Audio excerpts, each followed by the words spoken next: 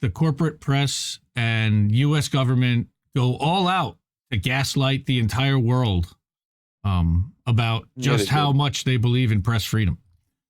And holy shit. So Chris Hedges wrote an article that I can actually read because it's not a mile long. Oh my God. Love you, Chris Hedges, but your articles are way too long to read on the show usually.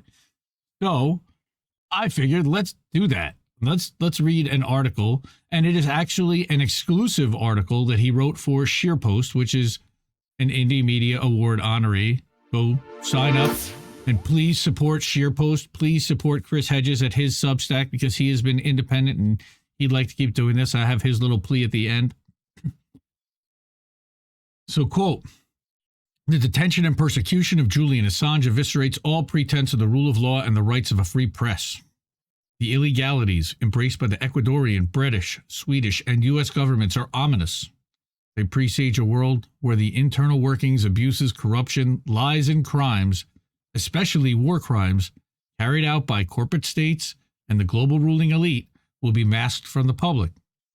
They presage a world where those with the courage and integrity to expose the misuse of power will be hunted down, tortured, subjected to sham trials, and given lifetime prison terms in solitary confinement. They presage an Orwellian dystopia where news is replaced with propaganda, trivia, and entertainment. The legal lynching of Julian, I fear, marks the official beginning of the corporate totalitarianism that will define our lives." C.J. Hopkins, by the way, also talks a lot about totalitarianism. Under what law did Ecuadorian President Lenin Moreno capriciously terminate Julian's rights of asylum as a political refugee? Under what law did Moreno authorize British police to enter the Ecuadorian embassy, diplomatically sanctioned sovereign territory, to arrest a naturalized citizen of Ecuador? Under what law did Donald Trump criminalize journalism and demand the extradition of Julian, who's not a U.S. citizen and whose news organization is not based in the United States? Under what law did the CIA violate attorney-client privilege, surveil and record all of Julian's conversations, both digital and verbal, with his lawyers, and plot to kidnap him from the embassy and assassinate him? The corporate state eviscerates enshrined rights by judicial fiat. This is how we have the right to privacy with no privacy. This is how we have free elections funded by corporate money, covered by compliant corporate media under iron corporate control. Oh, God, I love this guy.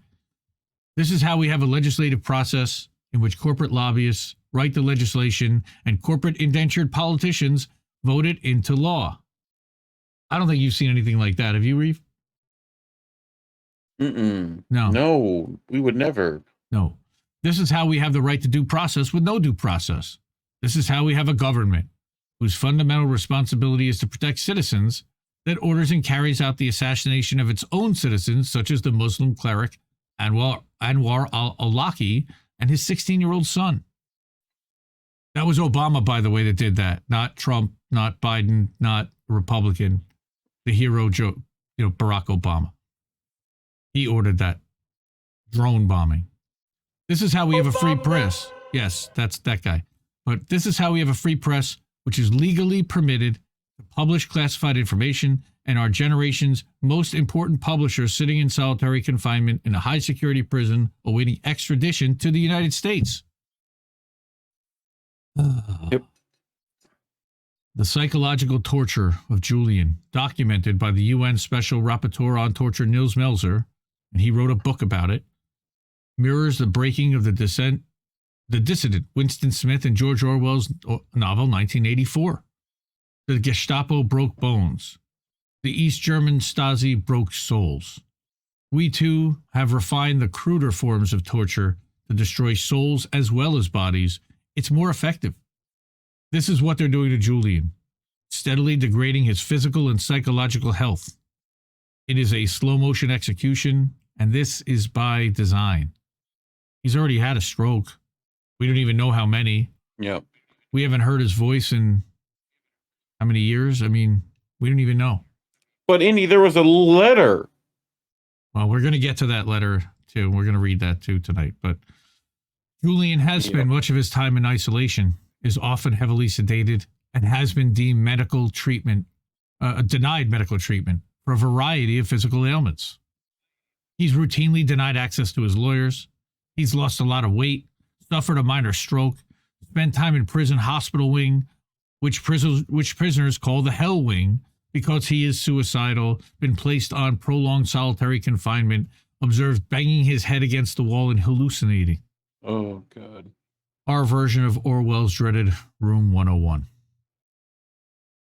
Julian was marked for elimination by the CIA once he and WikiLeaks published the documents known as Vault 7, which exposed the CIA's cyber warfare arsenal, which dozens of viruses, Trojans, and malware remote control systems designed to exploit a wide range of US and European company products, including Apple's iPhone, Google's Android, Microsoft's Windows, and even Samsung's smart TVs, which can be turned into covert microphones even when they appear to be switched off. Yes, this was in the Vault 7 leaks. Yep.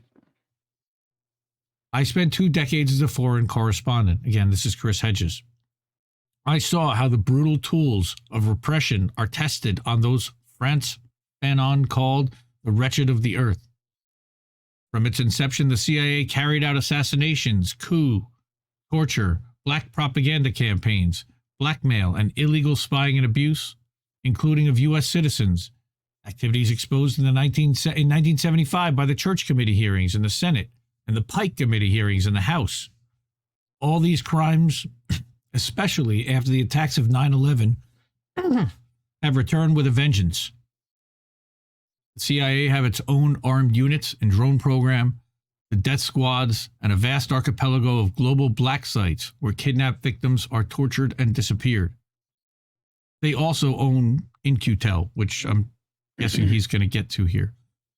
The U.S. allocates a secret black budget of about $50 billion a year to hide multiple types of clandestine projects carried out by the National Security Agency, the CIA, and other intelligence agencies, usually beyond the scrutiny of consorting.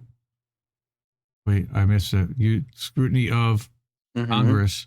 I don't know. You were right. I missed of consorting with known torturers and consorting with known torturers. The scrutiny of known torturers and international terrorists. It feels weird, but fear the puppet masters, not the puppets. They are the enemy within. This is the fight for a fight. Song? Yeah, I just got all weird out there. Sorry. I had a brain freeze. This is a fight for Julian, whom I know and admire. That's Chris again, but also I admire deeply. It's a fight for his family, who are working tirelessly for his release. It's a fight for the rule of law.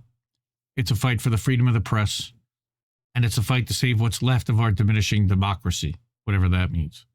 And it's a fight we must not lose.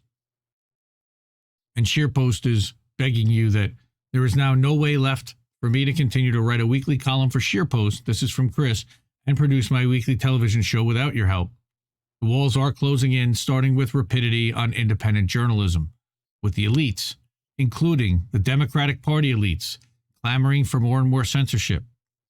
Bob Scheer, who runs ScheerPost on a shoestring budget, and I will not waver at our commitment to independent and honest journalism, and we will never put ScheerPost behind a paywall, charge a subscription for it, sell your data, or accept advertising. So please, if you can, sign up at chrishedges.substack.com. That's one way to do it. So he can continue to post his weekly Monday column on ScheerPost and produce his weekly television show, the Chris Hedges Report. He's a legend. He's one of the best we've got. He's incredibly doomerish, I know. And it's a grim way to start. Sorry for that, but get some merch, everybody.